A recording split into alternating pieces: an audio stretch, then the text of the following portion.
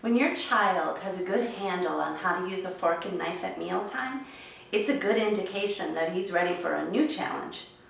Helping in the kitchen is the next logical step.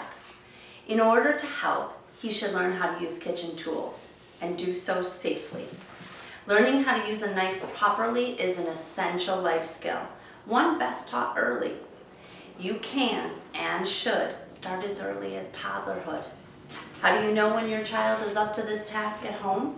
Look for both physical and emotional readiness before introducing any kind of knife.